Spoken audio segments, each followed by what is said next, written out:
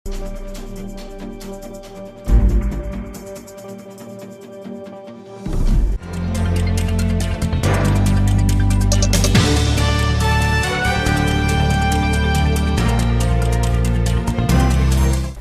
आप देख रहे हैं स्काई चैनल। मैं हूं गोपाल झा। रूबरू में हमारे मेहमान हैं भाजपा के कद्दावर नेता और राज्य के सिंचाई मंत्री डॉक्टर राम प्रताप, जो नहरी तंत्र को सुदृढ़ करने के लिए काफी प्रयास कर रहे हैं। चाहे गर्मी हो, सर्दी हो, बरसात हो, नहरी क्षेत्र का दौरा करना इनकी दिनचर्या में शुमार है। चूंकि धौलपुर चुनाव भाजपा के लिए बहुत ही मायने रखता है और वहां से वो आए हैं पूरा प्रचार करके, तो सबसे पहले डॉक्टर साहब आपका इस कार्यक्रम में स्वागत है। और जैसे धौलपुर का जिक्र मैं कर रहा हूँ कि एक सीट उपचुनाव के लिए भाजपा के लिए इतना प्रतिष्ठा का विषय कैसे बन जाती है, जिसमें पूरी सरकार लग जाती है एक सीट हासिल करने के लिए? देखिए, मेरी मान्यता है और पार्टी की भी यही मान्यता है कि कोई भी काम करो तो मन लगा के करो। हाफ हार्टेड या अधूरे मन से कोई काम नहीं किया जाता। जिस काम में लगो पूरी तन्मयता से लगो, और इसी सिद्धांत पर पार्टी ने वहाँ काम किया। नहीं, लेकिन लग रहा था जैसे शुरुआती में जैसे इंटेलिजेंस की रिपोर्ट भी थी कि भाजपा बहुत कमजोर है। अचानक क्या हुआ कि इतनी बड़े लीड से भाजपा जीत जाती है? वहाँ पर आरोप ये लग रहा है कि पूरी सरकार ने अपना पावर वहाँ पे लगाया, इस वजह से जीत हासिल हुई। देखिए, चूंकि मैं वहाँ रहा था इसलिए मैं आपसे निवेदन कर रहा हूँ कि वहाँ पर लंबे समय से दो परिवारों का वर्चस्व रहा, और वर्चस्व इस रूप में रहा कि जो प्रजातंत्र में देखने को नहीं मिलता, बहुत कम मिलता है जी। और उस स्थिति में वहाँ के भाषा में उसको कोठी बोलते हैं, दो कोठियों की राजनीति थी। तो कोठियों की राजनीति की तरह आम आदमी की भावना बुरी तरह से दबी हुई थी। या आप यूँ कहेंगे कि आम आदमी, गरीब आदमी अपना धंधा करता है, वो कहाँ राजनीति करे, कहाँ अपने विचार व्यक्त करे। और चूंकि जब से देश आज़ाद हुआ तब से लेकर के ये दो ही परिवार रहे, तो किसी के दिमाग में ये बात आती नहीं थी कि तीसरा भी कोई आ सकता है। ये कारण रहा मुख्य रूप से। लेकिन अगर हम प्रत्याशी की बात करें तो क्या धौलपुर में भाजपा के पास कोई अपना कार्यकर्ता नहीं था कि बसपा विधायक की पत्नी को वहां पर चुनाव में उतारा जाता है? देखो, पहली बात तो ये है कि बसपा विधायक की पत्नी, पति और पत्नी कोई जरूरी नहीं होता कि राजनीति में एक ही पार्टी में। मैं आपको उदाहरण के तौर पर कहता हूँ कि आचार्य कृपलानी हमेशा निर्दलीय एमपी रहे, और सुचेता कृपलानी जो उनकी धर्मपत्नी थी वो कांग्रेस की यूपी की लंबे समय तक सीएम रही थी।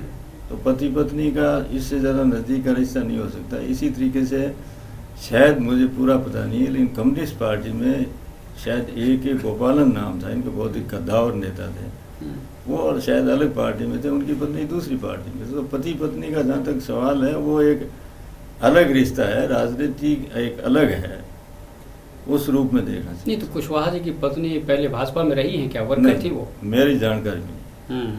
तो भाजपा को दागियों से परहेज क्यों नहीं है, सवाल ये उठता है, क्योंकि भाजपा ही सबसे ज्यादा ये भाषण करती है, बगाहे बगाहे कहती है कि भाजपा शुचिता की बात करती है, राजनीति में बिल्कुल इस तरह की बात, लेकिन भाजपा सबसे ज्यादा दागी परिवारों को टिकट देती है। ये इसको दागी नहीं कह सकते जी। कि जेल में है कुशवाहा जी? वो कुशवाहा जी जेल में है, वो जो आदमी कर्म करेगा वो भुगतेगा, लेकिन पत्नी को, उसका चोर का दंड फकीर को क्यों दे? और जहां तक कैंडिडेट का सवाल है, अच्छी पढ़ी लिखी एमए पास लड़की, संस्कारित है और काम करने की उसमें क्षमता है, तो जो हमारे साथ है, जो सही है, उसको लेकर के। और दूसरा, राजनीति में कोई फकीर नहीं होता, थोड़ा बहुत हमें भी ध्यान रखना पड़ता है, इसमें कौन सी छुपाने की बात है। लेकिन एज ए कैंडिडेट, फकीर हूं मैं, एज ए कैंडिडेट अगर आप देखो तो कहीं उसमें कैंडिडेट में कमी नहीं। आपने फकीर की बात कही, प्रधानमंत्री खुद कह रहे हैं मोदी जी कि मैं फकीर हूँ, फकीर की जिंदगी जी रहा हूँ। फकीर की जिंदगी जी रहा हूँ, फकीर नहीं हूँ। जैसा फकीर जिस तरीके से रहता है उस तरीके से, ठीक है, उनका भाव ये। चलिए, अब हम कुछ बात करेंगे आपके महकमे की। आप बार बार नहरी क्षेत्र का दौरा करते हैं, अभी हाल में फिर आप कल आए हैं हरिके बैराज को देखकर, क्या चल रहा है वहाँ पर कामकाज? देखिए, इसमें ये तो सबको आपको जानकारी है, और मैं आपको सभी को आपके माध्यम से आपके साथियों को भी आमंत्रित करता हूँ कि कम से कम वो जाकर के स्थिति को देखें जी। कि इतनी भयावह स्थिति थी कि एक दिन तो हरिके से डैम साइड पर कैनाल वायर भेजा भी पानी जीरो कर दिया जाए। और वो जीरो का नाम है, और मेरे को कई दफा रात को भी सपने में भी परेशान करता है। अगर जीरो पानी कर दिया जाए तो राजस्थान के 10-11 पश्चिमी राजस्थान के ज़िले हैं, सिंचाई तो दूर की बात है, पीने के पानी के लिए तरसते। ऐसे हालात पहले कभी नहीं हुए, और उसकी वजह से अभी लगातार ये क्लोजर पीरियड है, तो हम इसको समयबद्ध तरीके से पूरा करना चाहते हैं। और देखने से बहुत सी चीज़ों की जानकारी मिलती है, सुझाव भी जाते हैं, और तसल्ली भी होती है काम सही चल। इसलिए लगातार मैं मॉनिटरिंग करने के लिए जा रहे हैं। एक एटा सिंगरासर माइनर का जो मामला है काफ़ी तूल पकड़ रहा है, बहुत बड़े बड़े आंदोलन हो रहे हैं, अभी वो आंदोलनों का दौर जारी है। आपने कमेटी बनवाई, कमेटी की सिफारिश क्या है अभी तक क्लियर नहीं है, लेकिन इसे निपटेंगे कैसे? देखिए, इसमें आपने 2 विषय पूछे। एटा सिंगरासर माइनर है, ये सही तरीके से तो मैं नहीं कह सकता, लेकिन ये आज से कम 40 साल पुराना इशू था जी। और उसमें जो कमेटी बनाई है, कमेटी है, उसने रिपोर्ट देनी थी, लेकिन चूंकि उसके अध्यक्ष थे तो उनको पारिवारिक कोई वजह से बाहर जाना पड़ा, तो समय बढ़ाया था, और शायद अगले महीने में वो अपनी रिपोर्ट दे देंगे। ठीक है, ये तो है रिपोर्ट की। दूसरा, एटा सिंगरासर माइनर के बारे में मैं सीधे तौर पर, कोई इसमें राजनीति नहीं है। अगर आप ये विषय मुझे पहले बताते तो मैं आपको पूरा रिकॉर्ड दिखाता, और दोबारा कभी ऐसा मौका है तो मैं आपको सारे साक्ष्य दिखाऊंगा।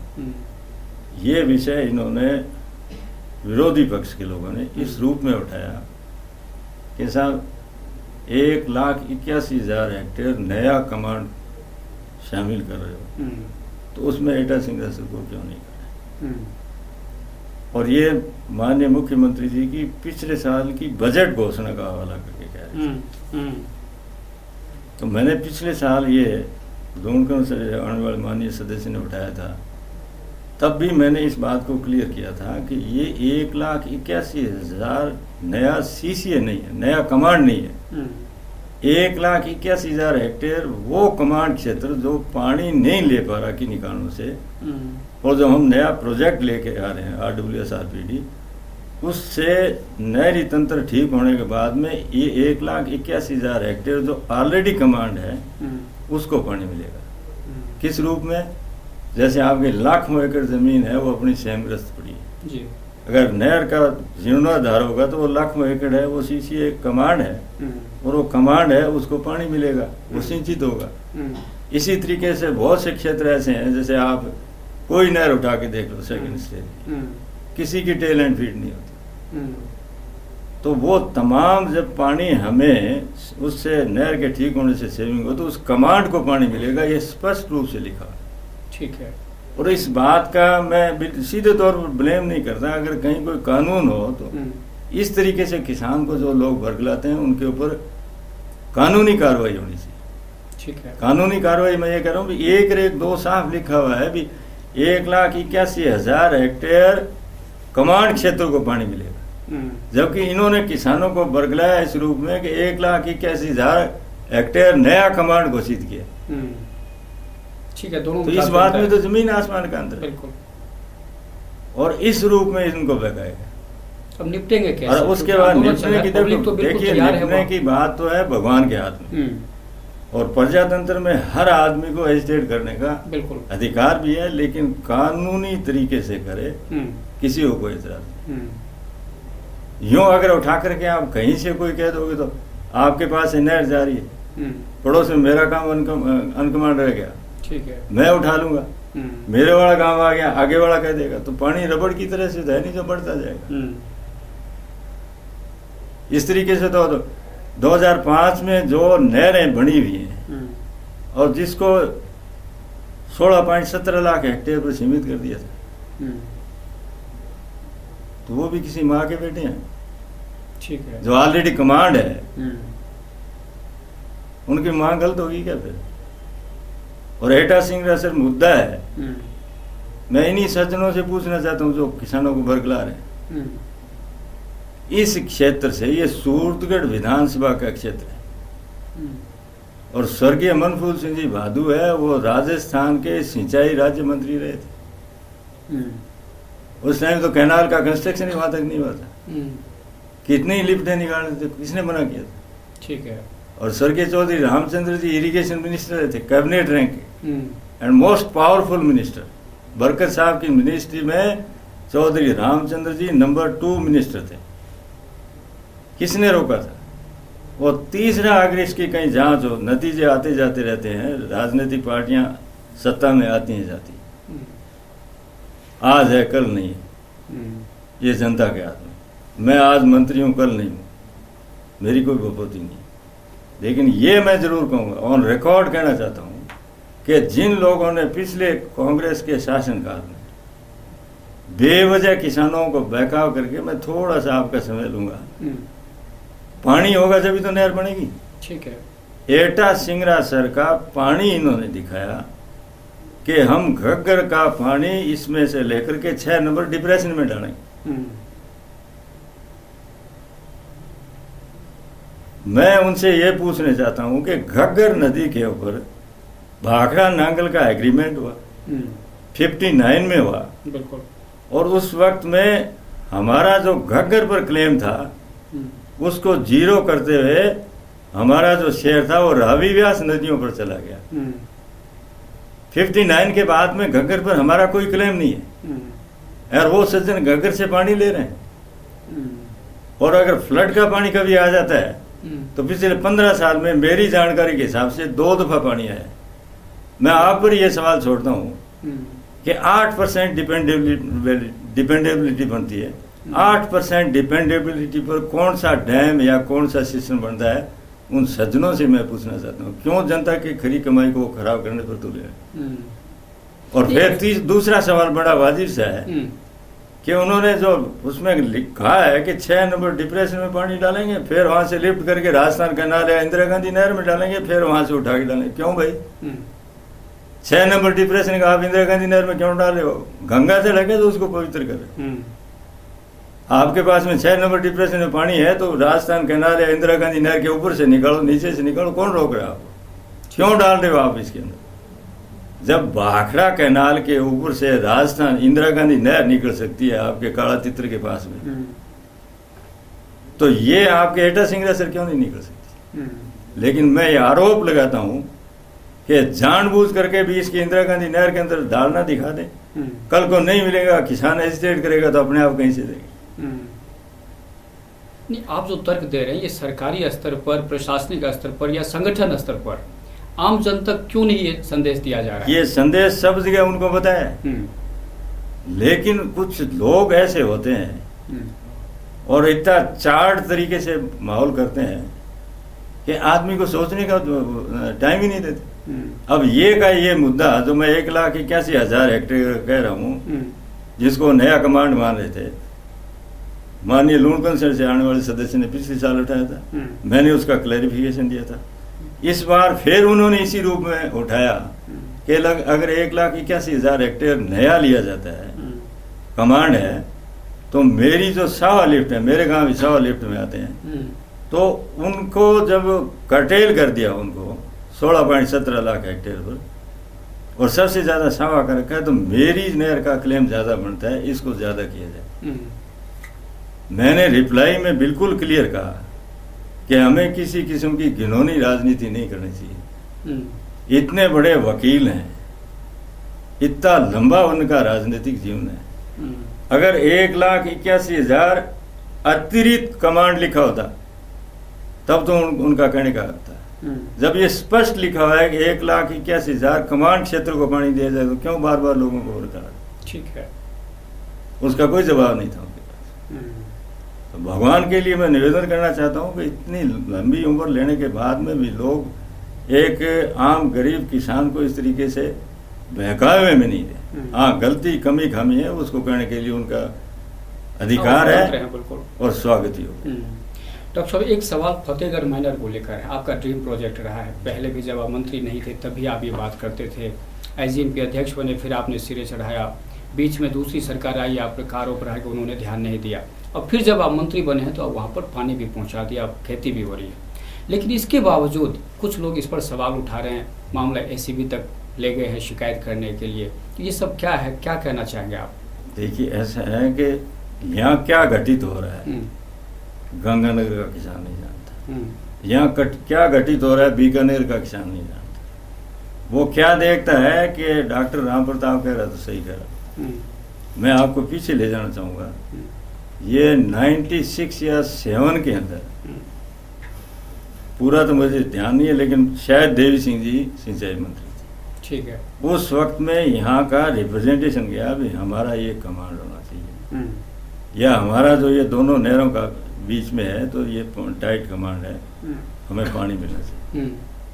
तब इसको सिद्धांत रूप से 97 में या उसके आसपास इसकी स्वीकृति हुई। ठीक है। तकरीबन आज से 19-20 साल पहले। इनको ये बता दूं कि आज के टाइम का नहीं। और उसके बाद में कहीं पर ये आक्षेप लगा करके इसको कैंसिल नहीं किया, ये गलत हो रहा है। ठीक है। कांग्रेस का भी राज रहा था, हाँ, कैंसिल करने की, कैंसिल किया, कोई आधार नहीं था। और दूसरी चीज सबसे बड़ी ये है कि 2 नहरें हैं। आप हनुमानगढ़ से निकलते हो तो वो HMS नहर है, बिल्कुल। थोड़ा आगे जाते हो तो फॉरेस्ट के अंदर SSW। तो SSW का उत्तरी क्षेत्र, जो खाड़े जाते हैं तो उत्तरी क्षेत्र ऊंचा होता जाता है। ऊंचा होगा तो निश्चित तौर पर पानी दिक्कत से लगेगा, बिल्कुल। इसी तरीके से HMS नहर का है, उस क्षेत्र में बीच में महर है, रिज है। तो जब साउथ साइड में जब वाटर कोर्स जाएंगे तो ऊंचाई में जाएंगे तो पानी लगेगा नहीं, या लगेगा तो कम लगेगा। तो इन दोनों नहरों का वो कमांड क्षेत्र जो टाइट कमांड था या पानी नहीं लगता था, सबसे ज्यादा वो दोनों का काट के और फतेहगढ़ का निर्माण किया गया। फतेहगढ़ में जब उनका कमांड काटा गया तो कमांड का पानी बीच में आ गया। ठीक है। और इसी तरीके से कोई ज्यादा मेरे को फिगर याद नहीं है, कुछ ऐसा है कि जो पूरे भाखड़ा कमांड के अंदर जो हमारे जैसे कॉलोनी बन गई और हो गया, तो वो बचा हुआ पार्ट। और तीसरा सबसे बड़ा मैं बता दूं कि उसके अंदर न डॉक्टर राम प्रताप की जमीन है, न उसके किसी परिचित की। ठीक है। छोटे छोटे 80 के लोग। तो जो ऑलरेडी कमांड था उसका काट करके उस कमांड को इसमें शामिल किया, इसमें किसी को क्या एतराज है? और 96-7 की ये सिद्धांत रूप से स्वीकृति मिली, उसके बाद की कार्रवाई इनको क्या तकलीफ हो रही है? उसके बाद में तो जगह जगह पर माइनस निकले, लिफ्टें भी बहुत बड़ी। तो ये लोगों को बरगराने के लिए कि इसने अपने यहाँ तो नहर निकाल दी। मैं कोई सिंचाई मंत्री नहीं था, मैं तो उन पर दोष लगा रहा हूँ इस बात का कि बनी हुई नहर को 5 साल तक इन बेईमानों ने पानी नहीं दिया गरीबों को। क्या ना किया था उन्होंने। ठीक है। डॉक्टर साहब, 4 महीने पुरानी बात कर लेते हैं। पानी को लेकर जब आंदोलन हुआ, भाखड़ा क्षेत्र के लोग आए, आपने भी कहा कि अगर वो, क्योंकि बार बार विपक्ष के लोग थे, कुछ लोग जो आरोप सीधा लगाए थे कि राम प्रताप जी को इस्तीफा दे देना चाहिए। आपने भी प्रेस कॉन्फ्रेंस की कही कि अगर मेरे इस्तीफा लेने से पानी मिल जाता है तो मैं 50 बार दे दूंगा, 70 बार दे दूंगा। लेकिन अगले 2 दिन के बाद आपकी सरकार आप पानी भी दे देते हैं। तो ये 2-4 दिन में इतनी राजनीति क्यों हुई? उसके लिए सरकार कहीं ना कहीं जिम्मेदार तो है ही, आप जिम्मेदार। ऐसा नहीं, थोड़ा सा आपको समझने की कोशिश करनी पड़ेगी कि पानी के वितरण के लिए हर जगह पर रेगुलेशन कमेटी बनी है, जिसके अध्यक्ष संबंधित जिला कलेक्टर होते हैं। और अगर इंटर डिस्ट्रिक्ट है तो उसमें डिविजनल कमिश्नर है, उसकी अध्यक्षता में होती है। MLA साहिबान उसके मेंबर होते हैं। वाटर यूजर एसोसिएशन के जो है वो उनके सदस्य होते हैं, और किसान संगठन भी उसमें बैठते हैं। तो जो, और हर महीने हमारी भाखड़ा ब्यास मैनेजमेंट बोर्ड की मीटिंग होती है, उसमें पानी तय होता है। और वो पानी है वो हमारा इरिगेशन का अधिकारी है, उस बोर्ड उसमें कमेटी की रिपोर्ट में रखता है भी अपने पास में इतना पानी है, इसको किस तरीके से BBMB में जो हमें मिल जाता है वो फिर रेगुलेशन कमेटी की मीटिंग होकर के तय होता है। ठीक है। मेरे पास में पावर नहीं है, कानून मुझे इजाजत नहीं देता ऐसे आदमियों के लिए जो प्योरली लोगों को बरगलाने का काम करते हैं। अब रेगुलेशन कमेटी में जो तय होगा उसके लिए मैं तो जिम्मेवार नहीं हूँ। ठीक है। रेगुलेशन कमेटी के अंदर 2 माननीय सदस्य थे। एक का कहना था भी अपने को 2 में से 1 लेनी थी, एक बारी, उस 1 रोटेशन, उसके बाद में 3 में से। दूसरे माननीय सदस्य का मैं नाम नहीं लेना चाहता, उनका कहना यह था भी अपने को फरवरी तक या मिड फरवरी तक है, 2 में से 1 लेनी चाहिए, बाद में जैसा होगा देख लें, पानी नहीं होगा तो पीने का पानी चला लेंगे। अब ये मैंने तो तय नहीं किया, और तय होने के बाद में भी मेरे पास में, मैं नाम लेके बता रहा हूँ आपको, आप उनसे पूछ लेना, राजस्थान किसान जो मोर्चा है हमारा भारतीय जनता पार्टी का, उसके प्रदेश अध्यक्ष हैं आपके, मनीवाड़ी गांव है उनका, आत्माराम जी तर्ड उनका नाम है, उनके पास मेरा टेलीफोन है मेरे पास में कि साहब हमें इसे पानी थोड़ा और दियो इस तरीके से। तो मैंने कहा भी ये आपकी रेगुलेशन कमेटी है, वो तय करती है, आप अपनी रिव्यू मीटिंग बुला लो, तो इसको रिव्यू कर लो, किसको एतराज है। और फिर भी अगर कोई बात है तो आज से 4-5 दिन बाद में जब आपकी बीबीएमपी की मीटिंग होगी तो हमें पूरा अपना पता चल जाएगा कितना पानी हमारे पास। बिल्कुल। तो मैं इस बात के लिए आप मेरे से पूछ रहे, मैं तो ऐसे मेरे पास में शब्द नहीं है ऐसे लोगों के लिए कहने के लिए। बाहर आकर के आत्माराम जी तड़ से आप पूछना, उन्होंने कहा डॉक्टर साहब से दोबारा बात करते हैं। मैं नाम नहीं लूंगा, लेकिन ऐसी गिरी हुई हरकत करने वाले आदमियों ने उन्होंने ये कहा कि अपने को तो धरना देना, इसका मतलब किसान के लिए पानी नहीं चाहिए, आपको अपनी राजनीतिक रोटियां चाहिए। ठीक है। जब हमारी 25-26 तारीख की बैठक थी, आप जो कह रहे हो ना पानी कहाँ से ले, तो 25-26 तारीख के अंदर हमारी बीबीएमपी की मीटिंग में ही तो तय होगा। ठीक है। और उसमें जो तय हुआ उसका वितरण हो गया, बिल्कुल पारदर्शी तरीके से होता है, उसमें कहीं कोई मंत्री का या किसी का कोई इंटरफेरेंस नहीं होता। कुल मिला के विपक्ष तो अपनी रणनीति में सफल हो गया। विपक्ष रणनीति में सफल नहीं हुआ, घिनौनी हरकत में सफल हो। घिनौनी हरकत कहूंगा मैं। आप ये मान के चलिए कि इस तरीके से जब होता है तो कानून और लॉ एंड ऑर्डर पर पैसा नहीं लगता। बिल्कुल। और अगर कहीं राजनीति में अगर इतनी गिरावट की बात करोगे तो आप राजनीति को ही खत्म कर रहे हो। ठीक है। और ऐसे लोगों का अगर अपने उनका पक्ष लें तो मेरे ख्याल से ये आने वाला वक्त हमारे लिए खतरनाक हो। ठीक है। और इस बात को और आगे बढ़ा रहा हूँ, फिर मेरे खुद के दिमाग में आई भाई अब पानी करीब करीब मिल गया, एक बारी की बात है भाखड़ा की।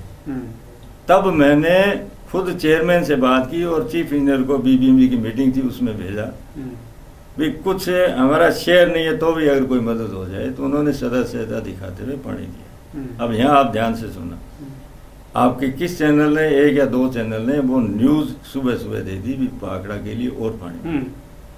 वो सज्जन उस न्यूज को देखा नहीं होना, और 5-10 किसानों को लेकर के यहाँ पहुंच गए, बोले साहब पानी और दो और दो।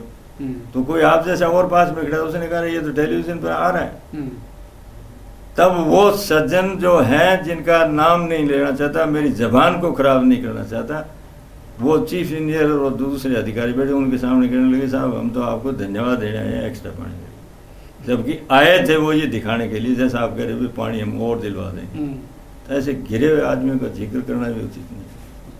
चलिए, पानी को लेकर राजनीति चलती रहेगी, लेकिन ये है कि बतौर सिंचाई मंत्री अभी फिलहाल नहरी तंत्र को और मजबूत करने के लिए क्या कुछ प्रयास कर रहे हैं आप? क्योंकि अब तक जो प्रयास हैं काफ़ी अच्छे हैं और किसान भी खुश है, इसमें कहीं दो राय नहीं है। आपके विपक्षी भी ये कह रहे हैं कि नहीं बढ़िया काम हो रहा है, और क्या क्या प्लानिंग है, क्योंकि अब समय कम है कार्यकाल का? देखिए शाह साहब, और मजबूत तो उसको किया जाता है जो कुछ मजबूत हो। ये मैं किसी को दोषारोपण नहीं कर रहा, जर्जर हालत में पूरा सिस्टम। चाहे मैन पावर को ले लो आप, 88 के बाद में आपने एक बेलदार को भर्ती नहीं किया, एक जेईएन को भर्ती नहीं की, तो नहरी तंत्र का रख रखाव कौन करेगा? ठीक है। जो जेईएन हमारी बैकबोन है, आपने एक ही आदमी नहीं लिया। और 88 के बाद में आज 29-30 साल होने को हो गए, अगर उसमें गैप में बीच बीच में जरूरत के हिसाब से आप जेईएन को लेते तो वो जेईएन है वो धीरे धीरे काम को सीखता, व्यवहारिकता को सीखता, प्रैक्टिकल साइड को सीखता, अपने सीनियर से कुछ सीखता। आज हम बिल्कुल राह हैंड की भर्ती कर रहे हैं। जो ये गैप रहा है ना, इस गैप को अंग्रेजी में कहते हैं डिकेइंग ऑफ नॉलेज, ज्ञान को ही खत्म कर दो। तो नहरी तंत्र है वो बिल्कुल जर्जर हालत में है। और यह भी मुझे कहते हुए कतई संकोच नहीं है कि अपनी सरकार आने से पहले ऑफिसेज में स्टेशनरी लेने के लिए पैसे नहीं थे। आप क्या बात कर रहे हो इनके रिपेयर के लिए, मेंटेनेंस के। और आज की तारीख में मैं इतना निवेदन कर सकता हूं कि माननीय मुख्यमंत्री जी के प्रयास से हमारा जायका लोन है वो मैच्योर हो गया है और नेशनल डेवलपमेंट बैंक का है वो मैच्योरिटी स्टेज पर है, जिसकी वजह से आज चाहे आईजीएनपी का तंत्र हो, सबसे बड़े आपके अनूपगढ़ शाखा है, आपकी सूरतगढ़ ब्रांच है, इनकी रीलाइनिंग का प्रयास कर रहे हैं जिससे हमारे पानी की सेविंग होगी।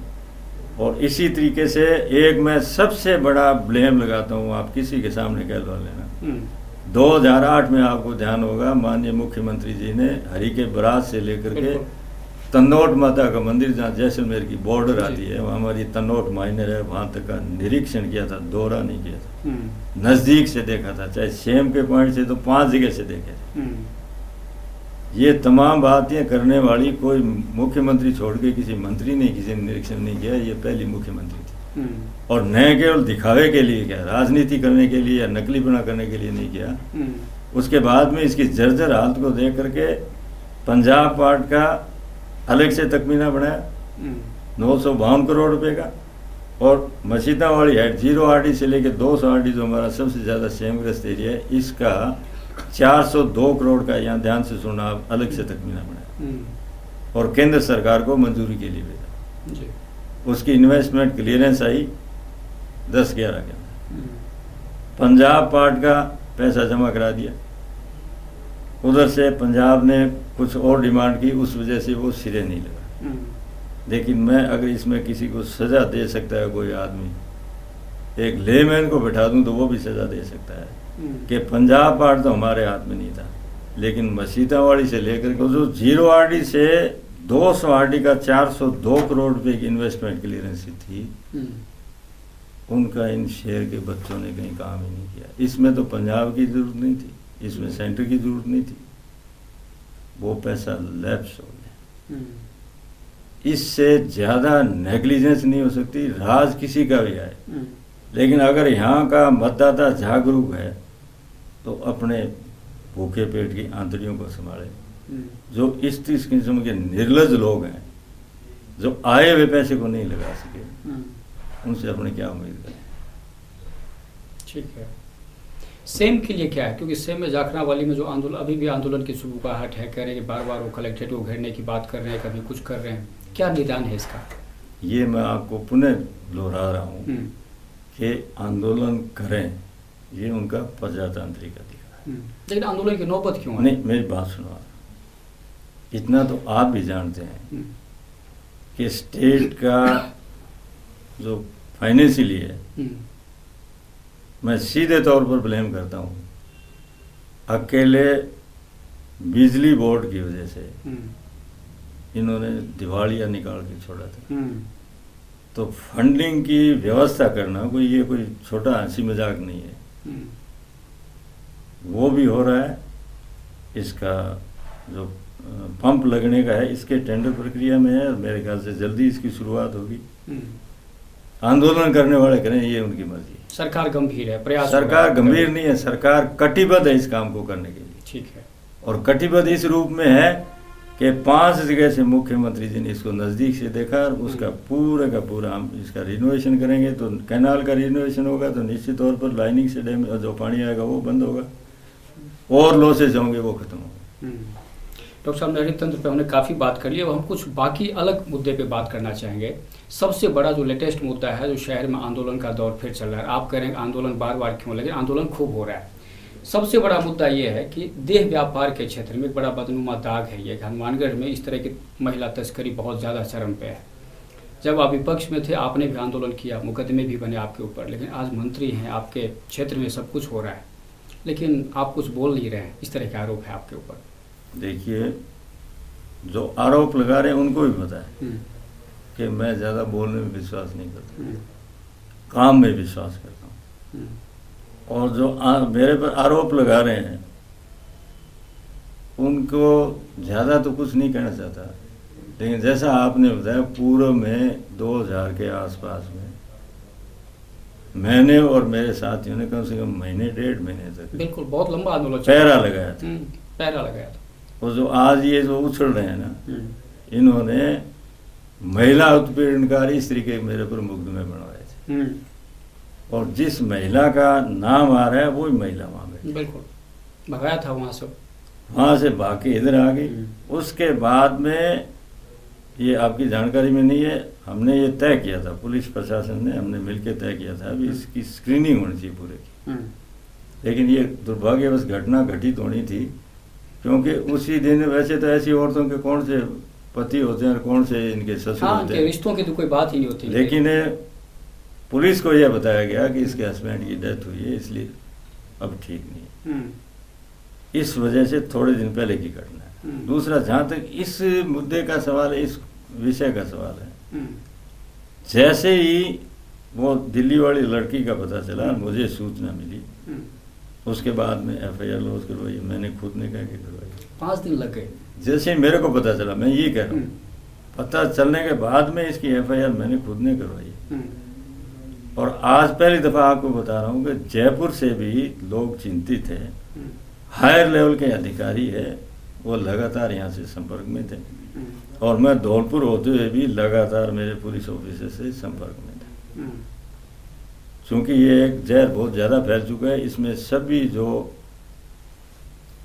लोग जिम्मेवार हैं जितने भी, वो इसको राजनीतिक रूप नहीं देके इसको सामाजिक कुरीति के तौर पर देख करके इसमें सहयोग करें। ये आज वहाँ पर है, कल मेरे घर में हो सकती है, परसों आपके घर में हो सकती है। इसलिए हमारे संस्कारों का और समाज की शांति को भंग करने वाला मामला है, इसमें सबको सहयोग करें।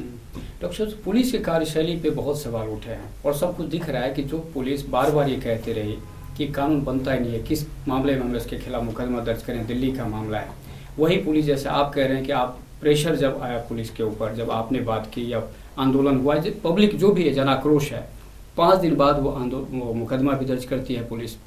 अब फिर आंदोलन ये चल रहा है कि कुछ सफ़ेद पोश के नाम हो सकते हैं, क्योंकि जिस तरह से उस दुराचार पीड़िता ने कहा कि रोजाना 5-7 लोग उसको भेजा जाता था उसके पास, बड़ा घृणित मामला है। उस तरह से देखें तो 100 से ज़्यादा लोगों के साथ वो गई। ऐसे में अब बाकी लोग कहाँ हैं? पुलिस कार्यशैली पे सवाल इसलिए बार बार उठ रहा है कि पुलिस उन लोगों तक पहुँचने में कहीं ना कहीं आनाकानी कर रही है।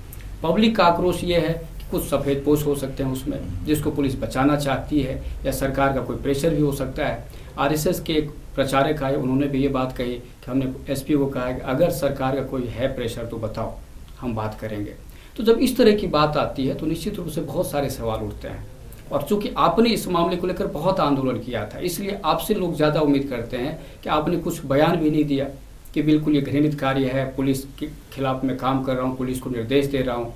तो अब वो सारा लोग सुनना चाहते हैं कि आप क्या कहते हैं। ये मैं आपको पहले ही कह चुका कि मैं काम में विश्वास करता हूं। ठीक है। और चूंकि ये कोई काबिल तारीफ चीज़ नहीं थी जिससे मैं रूप टॉप पर खड़ा होकर के इसका हल्ला करूं। ठीक है। मेरे लिए कम से कम ये घृणित और शर्मिंदगी का कार्य था, इसलिए कार्रवाई पुख्ता करना चाहता हूँ और करूँगा। और इसमें कोई सफ़ेद पोश और कोई लाल पोश हो, किसी को नहीं बख्शा जाएगा। और जो लोग ये कह रहे हैं ना, वो अभी फिर राजनीति कर रहे हैं, उनको समाज का या इस गंदे काम से कोई लेना देना। हाँ, इस मुद्दे पे तो राजनीति होनी भी नहीं चाहिए। बिल्कुल स्पष्ट बात कह रहा हूँ, कहीं किसी कोई राजनीतिक पार्टी का सवाल नहीं है, किसी को बचाने का सवाल। कम से कम मेरे सामने न तो पुलिस अधिकारियों की तरफ से या किसी और की तरफ से आया, और बिल्कुल स्पष्ट निर्देश है कि इसमें किसी को नहीं बख्शा जाए। और जो लड़की ने 164 में बयान दिए, कहीं किसी के साथ लिहाज नहीं। ठीक है।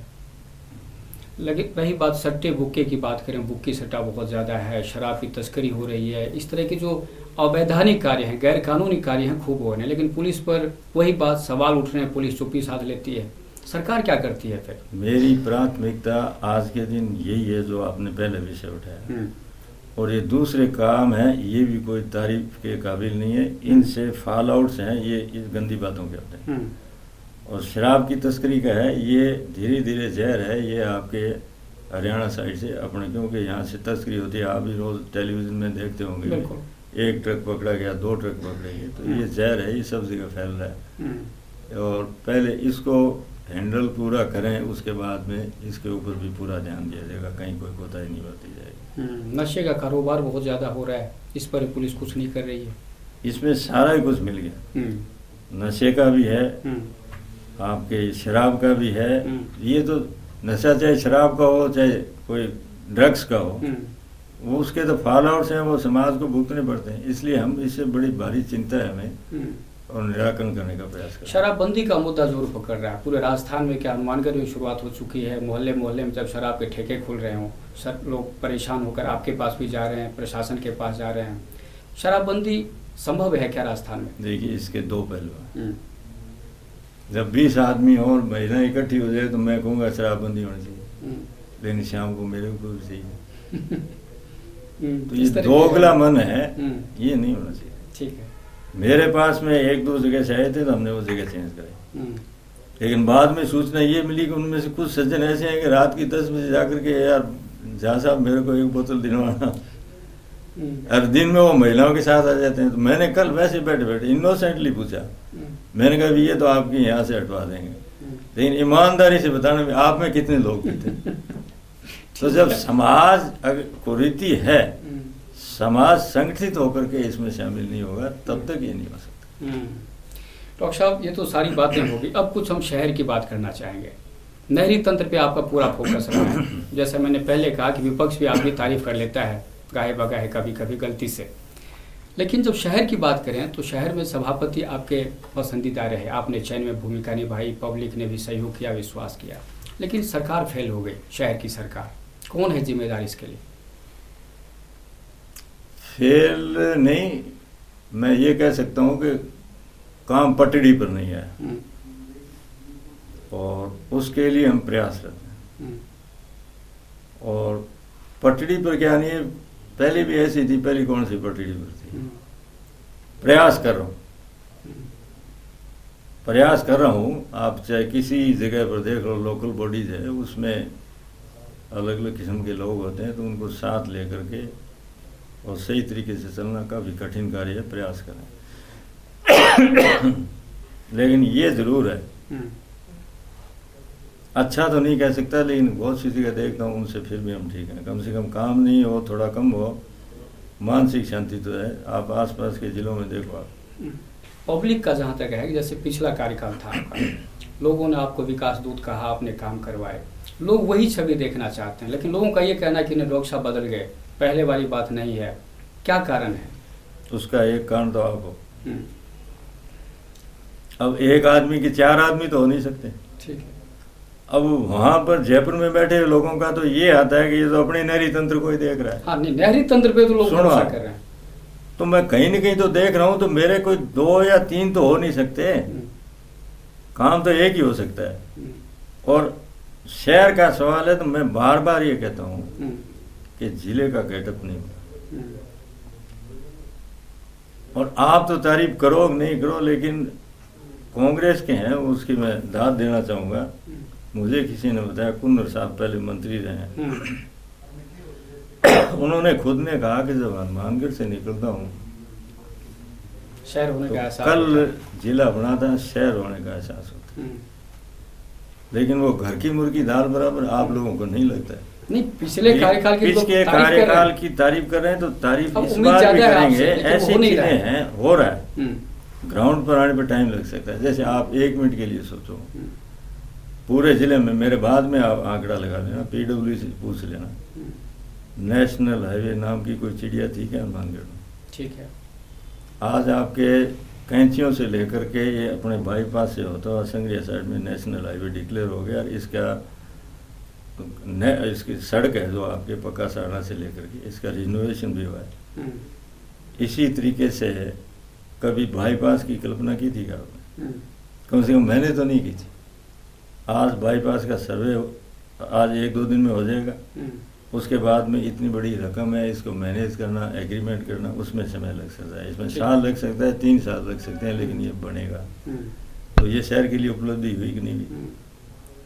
फिर उसके बाद में हनुमानगढ़ अबोर रोड है, मेरे ख्याल से अपनी कॉन्स्टिट्यूंसी के अंदर 2 रोड्स ऐसी हैं, एक हनुमानगढ़ अबोर रोड, एक आपके लखवाड़े से पीलीबंगा रोड। हाँ, ये रोड बहुत खराब, वर्स्ट कंडीशन में, खराब नहीं, बुरी हालत में दोनों है। दोनों का मंजूरी मिल गई है, जब ये बनेगी जब भी लोगों को दिखेगा काम। ठीक है। इसी तरीके से ये बहुत लंबा समय लेने वाला है। किसी ने परिकल्पना भी की थी क्या कि किशनगढ़ से लेकर के हनुमानगढ़ होते मोगा तक एक्सप्रेस हाईवे बनेगा, 6 लेन एक्सप्रेस हाईवे, सीमेंटेड। ठीक है। ये जब ग्राउंड पर आएगा तो राजस्थान के नक्शे पर 6 लेन का एक्सप्रेस हाईवे है, वो गिने चुने जिलों में होगा, उसमें हनुमानगढ़ भी शामिल होगा, बिल्कुल। और निश्चित तौर पर ये चीज़ें आएंगी तो हनुमानगढ़ का विकास भी होगा। इसके अलावा हमारे स्तर पर या म्यूनसिपलिटी का आप फरमा रहे हो, नगर परिषद का, शहर के अंदर घुसने के बाद में आरओबी टाउन का है, उससे पहले नीचे से होकर के आगे से अपने निकलते थे कॉलेज फाटक के पास। और अगर आपके पास में ट्रैक्टर और ट्राली जुड़ी हुई, आप कल्पना करोगे किस तरीके से निकलते थे। ये जो राजीव पैलेस के पास से ये सारिया हॉस्पिटल के आगे से एक अपने मिनी बाईपास बनाया जी, उससे लोगों को राहत मिली। बिल्कुल। इसी तरीके से 8-9 अंडरब्रिज का बनना। अब ये अपना मैं आपके सामने स्पष्ट रूप से बता दूं कि अपना जंक्शन का जो ओवर ब्रिज है, शाम के वक्त में इसमें बहुत ज़्यादा कंजेशन होता है। तो इसको रिलीव करने के लिए इसके पैरेलल हम छोटे वाहन के लिए अंडरब्रिज बना रहे हैं। ठीक है। गांधीनगर से किसी ने सपने में भी नहीं सोचा होगा कि यहाँ अंडरपास का निर्माण हो सकता है।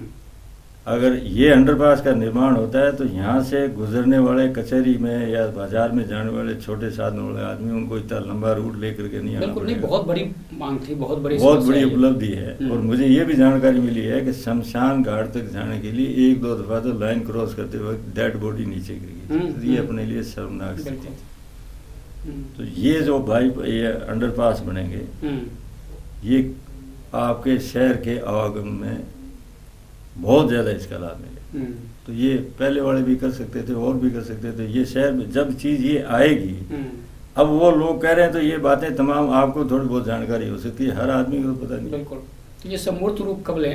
मूर्त रूप का ये जो अंडरब्रिज है, जैसा मेरे को बताया गया है कि इसके शायद महीने 20 दिन में टेंडरिंग प्रोसेस में हो जाएगा और काम शुरू हो जाएगा। ठीक है। इसी तरीके से फतेहगढ़ साइड से अपने आते हैं तो शहर में एंटर होने से पहले HMH नहर आती है।